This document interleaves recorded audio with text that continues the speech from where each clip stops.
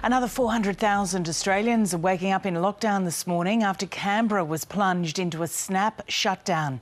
A 7-day lockdown has come into effect in the ACT after a man from Canberra's north tested positive for the Delta strain of COVID-19. The announcement sparked panic buying at supermarkets and sent politicians and staffers fleeing for the airport. Late yesterday, another 3 cases were found. Meanwhile, Sydney's COVID crisis has taken a worrying turn, with at least 18 COVID cases linked to a special needs school for children with severe autism. Tighter restrictions are also enforced this morning in 3 more local government areas in the city's inner west and south. It comes as Victorian authorities try to trace 4 mystery cases in Melbourne's northern suburbs. Let's get more from our reporters. Lisa Glenday is in Canberra, Lara Hyams joins us from Sydney, and Talia Olatia is in Melbourne. Good morning to all of you. Lisa, let's start with you. What's the situation like in Canberra this morning? Good morning, Isk. Well, unfortunately, after a year of being COVID-free, the virus has returned to the ACT. So Canberrans are waking up to their first full day of lockdown in more than a year. We now have 4 confirmed COVID cases here in the ACT. The lockdown was announced after we had just 1 case, a man in his 20s from Gungahlin in Canberra's north. Late yesterday, we learned that 3 of his close contacts have now tested positive, so we've got 4 cases all up. Unfortunately, with this case, the source is a mystery. It's widely suspected that it is the Delta variant that has come in somehow from Sydney. That's going to be confirmed later today. But we've now got about 18 exposure locations which cover the ACT from the north to the south.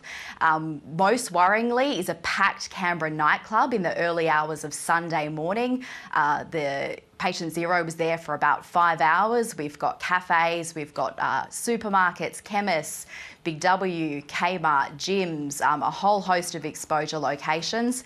We're expecting more to be added today. Not surprisingly, we have seen long lines for COVID testing in Canberra. That's expected to continue today.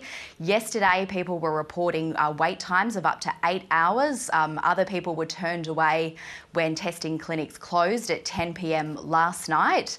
Canberrans got about 5 hours warning that we would be going into this 7-day snap lockdown. The Chief Minister, Andrew Barr, had warned for months now that even if we got 1 case of community transmission, that he would go hard and he would go fast, and he's lived up to his promise. He's done exactly that. But unfortunately, that meant that we saw panic buying across supermarkets yesterday.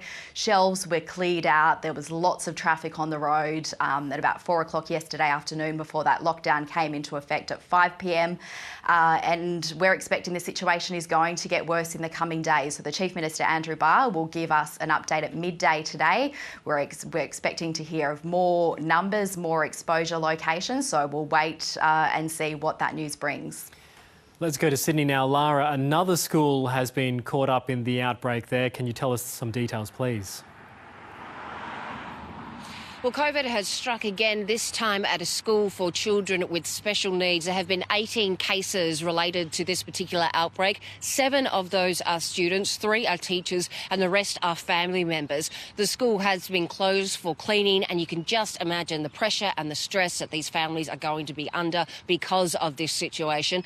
What we've had in New South Wales, 345 cases were recorded yesterday. Record number of tests, 150,000. We've also had 3 other local government areas added to those areas of concern. So that brings a total to 12. That includes the local government areas of Burwood, also in Bayside, and we also know that Strathfield has been added to that. So there's additional measures in place. It means that residents in those areas will have to wear masks outdoors, and that they will not be permitted to leave their home more than 5 kilometres from where they live. We've also been told that New South Wales Health is investigating a possible COVID case that was at the mass vaccination hub for students at Kudos Arena. That was on August 10th. We believe that the warning is that anyone who was at that site from 2:40 to 4:20 needs to go and get tested. We've also got several towns in lockdown throughout New South Wales, but there has been some good news. We understand that the federal government is transporting nearly 8,000 Pfizer doses, and they're expected to be arriving today. Talia, in Melbourne, there are several mystery cases. What do we know about these mystery cases?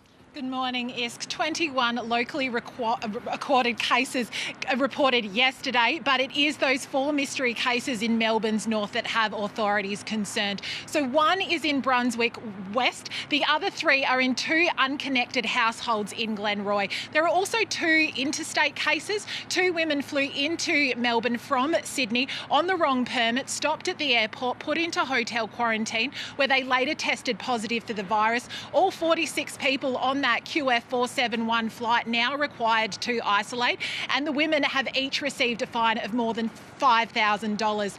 The COVID exposure site list continues to grow, more than 400 sites listed, including now ones in the south, like the South Melbourne markets. In some good news, another $367 million in business support grants were announced yesterday to help struggling businesses get through this extended lockdown. And the vaccine initiative seemed to be working, with a record number of Victorians this week rolling up their sleeves, especially young people aged under 39. Plenty going on. Lisa, Lara and Talia, thank you all.